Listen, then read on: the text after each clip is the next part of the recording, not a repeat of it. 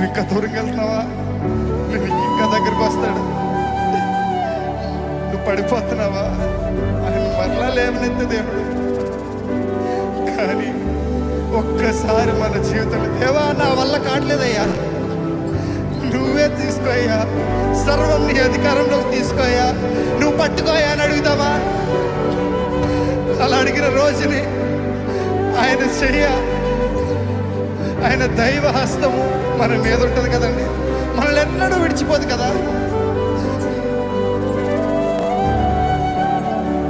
అందుకే నీతో నేను చేస్తా